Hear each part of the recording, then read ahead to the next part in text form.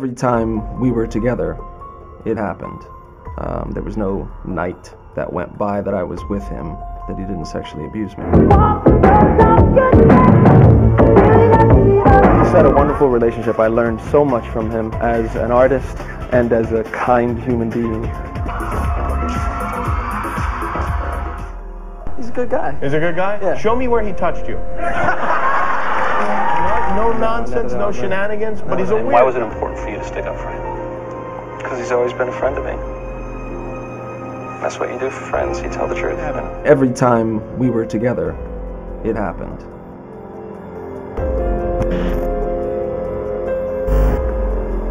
On May 1st, 2013, Wade Robson filed a creditor's claims civil lawsuit against Michael Jackson's estate and companies for monetary compensation with claims of childhood sexual abuse by Michael Jackson. This was a shocker, because Robson previously had always defended the star against such allegations and denied that anything like that had ever happened to him. So what happened? In this film, we will lead you through the process of Robson's changing of his story, the circumstances surrounding it, and the legal proceedings in this case. Over the years, both as a child and as an adult, Wade had always defended Jackson privately and publicly alike, and often volunteered to do so. At no times did he give any hint of distress or confusion while talking about Jackson. He always seemed very open and genuine about their friendship. In 1993, when the Chandler allegations became public, the police contacted many families and their children who had spent time with Michael Jackson over the years, including the Robsons. Wade Robson, who at the time was 10 to 11 years old, and his mother or any of their family members never said anything incriminating about Jackson during that investigation. In fact, they defended him in a police interview and in a grand jury testimony. Yeah, there's been different times where it'll just be me and Michael. Then there'll be other times where he has other friends over too. This is what Brett said, it's just a slumber party. We just have a lot of fun. And I've slept in the same bed as Michael. It's just you watch cartoons, you fall asleep. It's just a friendship. And I know he would never do anything to hurt my brother. He's the nicest guy you've ever met. I've been there when these kids have been in Michael's room. I've been there with them. It's just party time. They watch videos, they eat junk food, they play video games. They play so hard. They fall asleep. They're exhausted. They fall asleep. Yeah, There's nothing more to it than that. From your standpoint, does it seem unusual for a 34-year-old man to have kids sleeping over? Not when you know Michael's background. Under normal circumstances, possibly yes. But Michael, everybody knows he didn't have a childhood. In 2005, during the Gavin Arvizo criminal trial, this time as an adult man, Robson continued to defend Jackson. He testified at the trial and denied ever having been sexually abused by Jackson. Robson continued to defend Jackson privately and publicly alike. Are you still friendly with Michael? Yeah, we still talk every couple months, catch up. You do, really? Yeah. Well, what's he like? What's he like? He's a good guy. He's a good guy? Yeah. Show me where he touched you. You never, nothing ever, place he touched you, bro. Nothing ever like that? No nonsense, no shenanigans? But he's a weird guy, you have to admit, right? You know what, at the end of the day, it's like, everybody's got something weird about him. Would look me in the eye, time and time again, and tell me that nothing ever happened. He should have had an Oscar. He was very convincing. That was up until May the 8th, 2012, when he changed his story. So what happened? Why and how did Robson change his story after all those years of defending Jackson? His claim is that it was not until 2012 that he realized that Jackson had allegedly sexually abused him as a child. He does not claim repressed memories. He claims that he has always remembered what he now claims happened to him. Only he did not know until 2012 that it was sexual abuse and that it was wrong. This is a weird claim, considering that during the 2005 trial, Wade was already an adult man, and it was discussed everywhere how wrong such alleged acts would be and how there would be nothing consensual about sexual relations between a child and an adult. Another thing to consider is that when the Arvizo allegations became public, just a couple of days later, Robson was asked about them in an interview, and he said, "I never had that experience, and I hope that it never happened to anybody else." That sounds like a man who fully understood that a sexual relationship between a man and a child would be wrong. And please consider that Among other things, Wade claims things like anal rape. He also offered other various contradictory claims about why he didn't tell his alleged truth until 2012. In one version, Jackson told him that both of them would go to jail if anyone found out, and Robson supposedly believed it until 2012. This seems to contradict the claim that he did not know if it was wrong until 2012. If it is something to go to jail for, then it is certainly something wrong. According to yet another version, that he told his mother Joy Robson, as per her deposition, he denied being abused at the 2005 trial because he felt shame about it.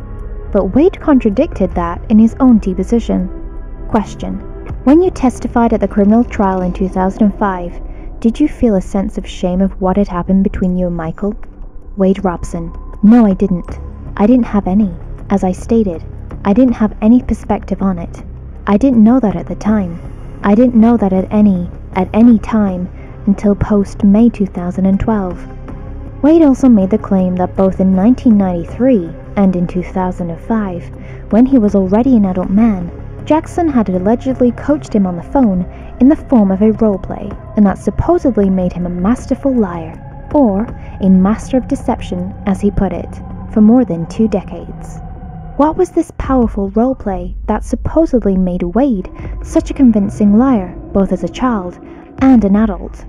Well, Jackson allegedly told Robson on the phone, "They are making up all these lies about you and me, saying that we did all this disgusting sexual stuff. They are just trying to take us down, take away my power and my money, take away our careers. We can't let them do this.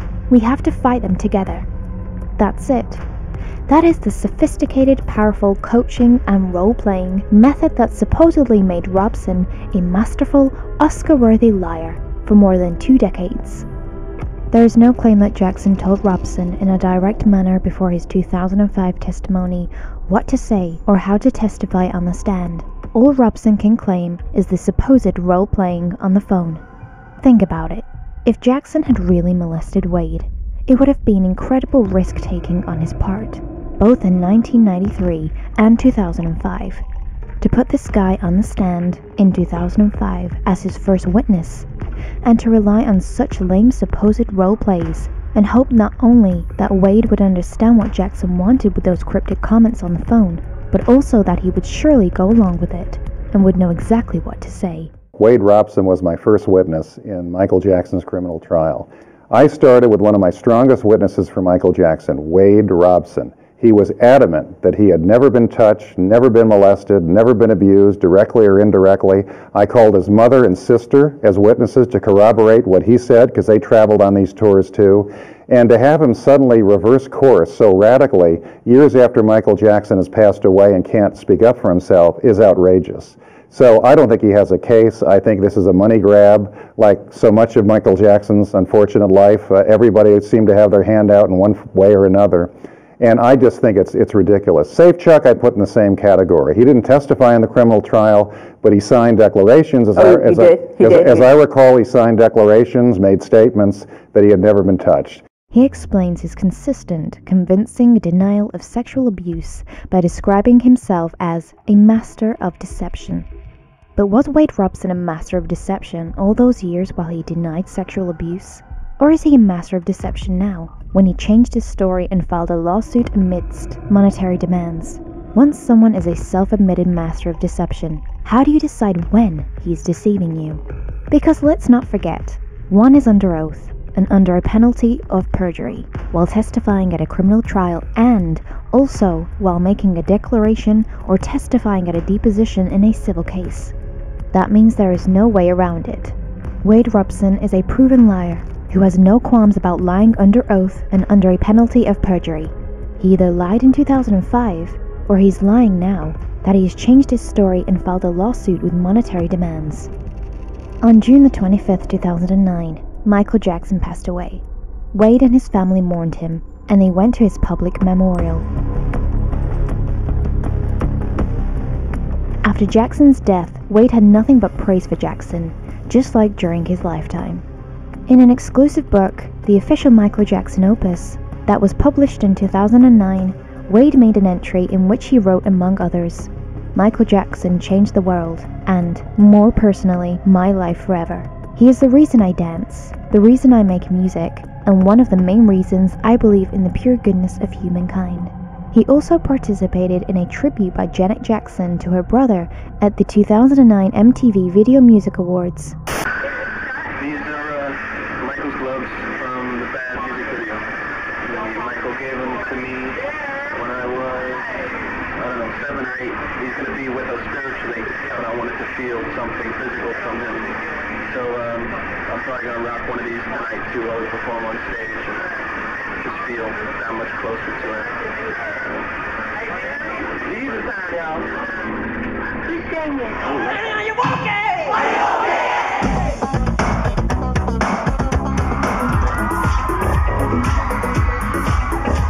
Just had a wonderful relationship. I learned so much from him as an artist and as a kind human being, that he was a man, that he was a father. And that's what it's really about, is a father and his children. And he's a wonderful dad. And in November 2010, Wade and his wife Amanda had a son. A month later, in December, Wade was offered to direct the dance movie Step Up Revolution, and he accepted the offer. According to his court papers and a blog post he wrote in November 2017, he considered this as the fulfillment of Michael Jackson's prophecy to him as a child, that he would become a movie director of epic proportions, bigger than Steven Spielberg. In early 2011, Wade crumbled under the pressure of the job, which triggered a nervous breakdown in him, made him pull out of the project, and left him purposeless. He wrote about it in a blog post in 2017. "I was fulfilling Michael's prophecy, and then I blew it. Therefore, my entire life, I believed, had been in vain." On May 16, 2011, after his nervous breakdown due to the failed prophecy of him becoming a film director of epic proportions, Wade went into therapy. He did not make any allegations of childhood sexual abuse to his therapist or anyone at all. On May 21st, 2011, so only 5 days after he started therapy, Wade wrote an email to the director of the Cirque du Soleil show begging him to let him direct and or choreograph Cirque's Michael Jackson-themed Las Vegas show called One. "I always wanted to do this MJ show badly," Wade wrote in the email. Cirque du Soleil told Wade that he needed to be validated by Michael Jackson's state, so Wade met with John Branca, the executor of the Michael Jackson state. During John Branca's deposition in 2017, Wade's lawyers suggested that Wade was eventually hired to do the Cirque show. However, according to Branca, they decided that Jamie King was better qualified for the job and they picked him, rather than Wade. Branca speculated at one point in his deposition that it would be possible that as a director of the show, Jamie King might have hired Wade in some lower positions, such as a dancer, but he insisted that he was definitely not hired in a leading creative role, such as a director or a lead choreographer, that would be validated by the state. Despite of that, in the July 2011 interview, Wade talked about it as if he had the main role in doing the Cirque show. This was only a couple of months before he made his U-turn and first started making allegations against the star. I'm starting on Cirque du Soleil Michael Jackson show, which is exciting and terrifying all at the same time because it's such a huge responsibility. But that was why I took it on. Michael was such a huge part of my career and life. We were friends for 20 years before he passed, since I was 7. So it's an opportunity for me to give back a little bit to his legacy. It's such a big part of his legacy, and to make sure as much as I can that it's done right and that it really represents his essence. In March 2012, about a year after his first breakdown, Wade suffered a second nervous breakdown. He went to a new therapist in April 2012, where he started an insight-oriented therapy. According to his story, about 3 weeks into the therapy, on May 8, 2012, he first started making allegations of child sexual abuse by Michael Jackson to his therapist or anyone at all. So what happened between Robson's first therapy in 2011 and his second in 2012? How did he come from praising Jackson and wanting to work on Cirque du Soleil's Michael Jackson show badly in 2011 to claiming childhood sexual abuse by Jackson in May 2012? Wade now claims what triggered his realization that he had allegedly been sexually abused by Jackson as a child was watching his 1.5-year-old son and imagining and visualizing him being sexually abused. Apparently, he needed to imagine and visualize his infant son being sexually abused to be able to muster up any emotion that he could build on his own story of alleged childhood sexual abuse. Mind you, visualizing things that he wanted to turn into reality was no stranger to Wade. In a 2002 interview, he said, "Learn how to visualize. If you have a goal, you've got to visualize every little aspect of it. Every time I've done that wholeheartedly, it's always happened. It's never failed." Wade also claimed on his blog that what prompted him to confess to his therapist was a popular TED Talk by Brené Brown about the power of vulnerability. The talk is about the courage to be imperfect. It mentions how parents commit a mistake when they raise their children to be perfect, which echoes Wade's life, who by the age of 16 choreographed for international stars such as Britney Spears. The lecture seems more related to Wade's struggle with career expectations and his struggle to be perfect in his job from an early childhood than about sexual abuse. For a long time, he has struggled with the expectations and pressures of his job. He completely omitted this element from his lawsuit, but from his blog post that he has published in 2017 and 2018, after his lawsuit was tossed, we learn about these struggles in detail. Moreover, the therapist he went to in 2012, Dr. Larry Shaw, is a therapist whose focus is on people in high-pressure jobs. That this was Wade's real issue indeed is echoed in several blog posts he wrote in 2017 till 2018. In another blog post in April 2018, he reveals that he lost his fun in dancing and music when his career got to a level where high pressure to achieve and succeed started accompanying those activities. In yet another blog post in January of 2018, he reveals that it was the pressure to achieve and succeed that led to his nervous breakdowns. This is completely at odds with what he claims in his lawsuit as the reason for his breakdowns. He never mentioned these pressures and career struggles as the reason. Instead, he claims the reason for his breakdowns was his realization of alleged sexual abuse by Jackson, and that show business was now associated with the sexual abuse for him because of that. Otherwise, he claims that his complaint, his career would have continued in an upward trajectory. As you have seen, this is quite simply not true based on his own blog, where he admits that he had long struggled with unfulfillment in his work and the pressures and expectations of his job, and that those pressures and expectations were the reason for his breakdowns. Moreover, his career crumbled way before he realized that he had allegedly been sexually abused. This means the whole premise of his lawsuit about his breakdowns being a result of sexual abuse is nothing but a lie, and it was a very convenient lie too. According to his mother, Joy Robson's testimony, he also had financial problems at the time, and then he suddenly realizes that he was allegedly sexually abused by Michael Jackson as a child. In his deposition and on his blog, Wade made claims that it was Jackson who taught him to always work hard and who was responsible for his unhealthy work attitudes from an early childhood. The reality is, however, that Wade's mother, Joy Robson, was a very ambitious stage mom, and it was her who trained her kids to work hard from an early childhood. Wade made absolutely no mention of that in his lawsuit. My kids worked every weekend, every school vacation. Their birthday parties were backstage. Their Christmas parties were backstage. No regrets.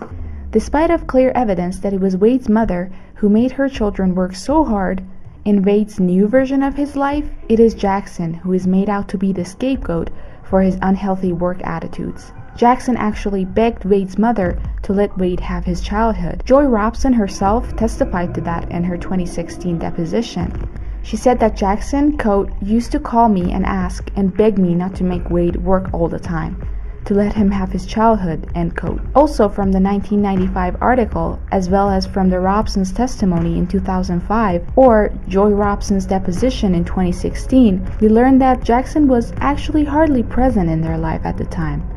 On top of Wade's career struggles and financial struggles at the time, he also had a marital crisis. According to his own deposition, his wife Amanda had a hard time handling his breakdowns and threatened to leave him. So this is the context in which Wade, as a quite convenient solution for all of his problems, suddenly realized that had allegedly been sexually abused by Michael Jackson as a child.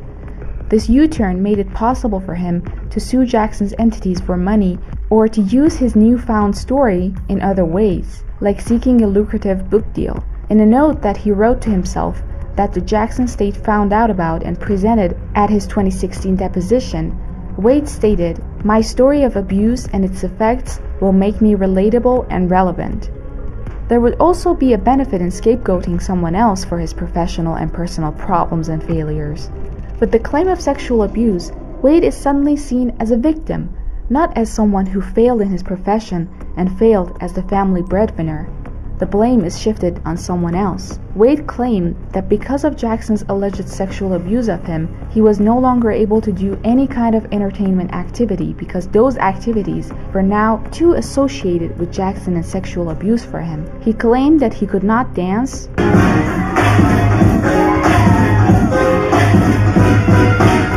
make music, make or even watch films anymore because of those activities' association with Jackson.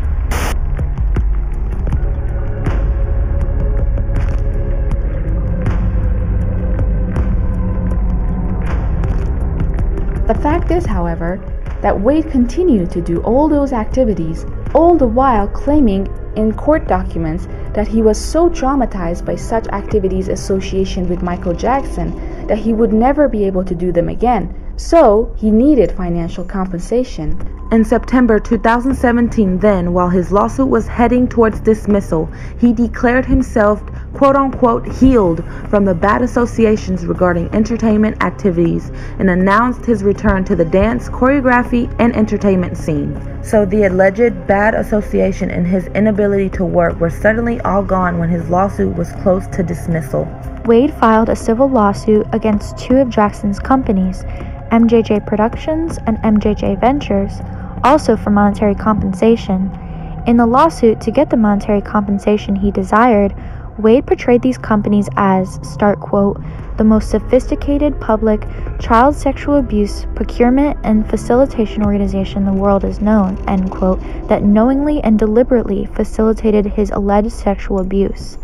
However, his own mother's deposition in 2016 inadvertently exposed Wade's allegations as lies. The Robsons, who were originally from Brisbane, Australia, first met Jackson in 1987 when he was on tour in Australia, and Wade, who was 5 years old then, won a dance competition at a Target store where the prize was to meet Michael Jackson. Wade alleged in his lawsuit, start quote, that the meet and greets were purposely orchestrated by MJJ Productions and MJJ Ventures as a sexual grooming mechanism to acquire minor sexual abuse victims for Michael Jackson, disguised as charitable events for minors, end quote. First of all, the meet and greet was not organized by either of Jackson's companies, but by Target, Pepsi, and CBS. Wade knows that too, since in his 2005 testimony, he himself made mention of Target organizing it. If it were up to Michael, their encounter would have ended there. It was Joy Robson who made further efforts to contact him. She, with her son, had delivered a thank you note to Jackson's hotel room a couple of days later, and as a result, they had another meeting with him for about an hour and a half. Again, this would have been the end of their encounters if it were up to Michael. Over the next few years, Joy Robson sent Jackson letters and videos about Wade's progress as a dancer, but they never heard back from the star. The next time they met or even talked to Jackson again was more than 2 years later in 1990, when, once again, it was the Robsons who sought contact with the star, not the other way around. How does this make the meet and greets, quote, a sexual grooming mechanism to acquire minor sexual abuse victims for Michael Jackson, as Wade alleges? According to Joy Robson's own story, it was Joy who initiated the contact with MJJ Productions, and her ultimate goal was, of course, to contact Michael Jackson. The reality is that after the Robsons moved to the USA, Jackson did not even spend much time with them, including Wade. In actuality, in her deposition, Joy Robson revealed that she had to be the one to pursue Jackson about calling Wade, putting him in projects such as his Jam music video in 1992, and that Wade felt pushed aside a little bit because Jackson would rather spend time with other kids. Joy testified that one time she cut ties with Jackson for 6 months and that was for Jackson not calling Wade from the Dangerous tour. Wade also wanted to go on tour with Jackson, but the star would not take him. Here we have to mention two other supposed witnesses for Wade, whose stories he previously has denied. These people are ex-employees of Jackson, who came out with claims of inappropriate behavior by the singer during the 1993 Chandler allegations and the accompanying tabloid media frenzy. They have been paid money by the tabloid media for their stories. One is Mark Quindoy, who worked for Jackson with his wife between 1989 and 1990. In the wake of the Chandler allegations in 1993, they sold stories to the tabloid media, claiming that they quit because they were so disturbed by what they had allegedly witnessed Jackson do with children, including Wade. The thing is that the Quindoys gave media interviews about Jackson before the 1993 Chandler allegations as well. Before the 1993 allegations, the Quindoys talked about Jackson as a kind, shy man who was good with children. Their stories only changed when, in 1993, the tabloid media offered money for molestation stories about Jackson. Various journalists revealed that the Quindoys shopped their newfound stories for $250,000 to $900,000. The Quindoys also tried to shop around a book deal. Even tabloid journalists noted about the Quindoys that they found them to be completely untrustworthy. The other main witness of Wade is a maid called Blanca Francia, who worked for Jackson between 1986 and 1991. In 1993, in the wake of the Chandler case, she alleged that on one occasion she witnessed Jackson showering with a child, Wade Robson. Francia was paid $20,000 by the tabloid TV show Hard Copy for her story, an amount that was more than her annual salary at the time. In her deposition in January 1994, Blanca Francia admitted that she never saw or heard Wade Robson in the shower with Michael Jackson. She admitted that she only ever saw Jackson in the shower and she never saw a second figure with him. She also admitted that she never heard anyone else in the shower other than Jackson himself. Remember that in 2005, she testified that she saw them together in the shower, which makes her a liar under oath. So, these are Wade's main witnesses.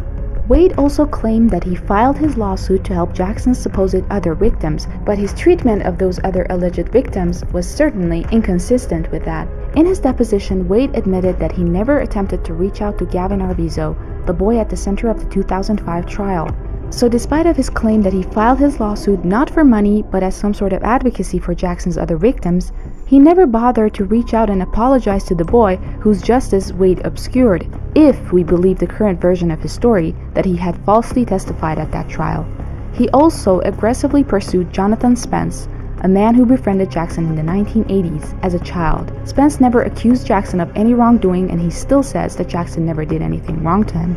He also approached Brett Barnes, another man who befriended Jackson as a child and always maintained that Jackson never molested him. When Robson's allegations became public in May 2013, Barnes tweeted, "I wish people would realize, in your last moments on this earth, all the money in the world will be of no comfort.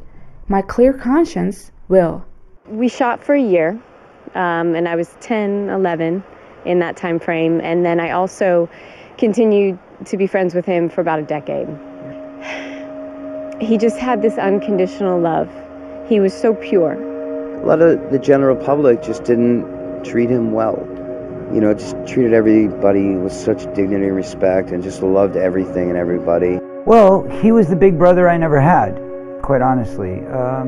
He was everything to me as a kid. He taught me so many things. He's taught me about loving animals, vegetarianism, animal rights, environmental issues, caring about your fans. He was almost a metaphorical hero, and he was also a literal hero. Metaphorically, he was almost like a father that I never had. Basically, he befriended me. He took me into his life, which is very rare for Michael to do, but he opened up his arms to me and accepted me as a very good friend of his. And throughout the years, he never let me go. So I went with my whole family, and next you know, like, we were friends. We were like, seriously, he was like my best friend growing up for like a good fat stretch of my life. Yeah, like it was legitimate friendship. I sat there and I gave them the names. They're on record. They have all of this information, but they were scanning Michael Jackson. All they cared about was trying to find something on Michael Jackson. Who you said, by the way, did not abuse you. Who Michael was innocent, and that was what the interview was about with the police in 1993. I told them he is not that guy, and they said, well, maybe you just don't understand your friend. And I said, no, I know the difference between pedophiles and somebody who's not a pedophile because I've been molested. Here's the names. Go investigate. Later on, of course, after he died, a few of those people came forward and said, you know, it never happened. We didn't do anything. We was pressured by parents, by this or that, and when they needed money real bad, and they figured that was a way to get at him. But it's a little late, you know what I mean? Thanks a lot, you know what I mean? You put him through hell, and, you know, he's always been nothing but a great friend, not just to me, to my whole family. We grew up with him literally since he was 3 and I was 5. He really just was so humble, and then never really played off on the fact that he was, you know, this Michael Jackson. You know, he was just Michael. He was just our friend. Robin, in all of these pages, hundreds of pages, many, many hours of investigation, going to the Philippines, going to Chicago, going all over the country, there's not one scrap of evidence that Michael Jackson ever harmed a child, did anything wrong, committed any crime. It's almost a vindication when you look at this. The FBI looked at all of these matters and said, there's nothing here, and I think that's the most startling thing which I've seen.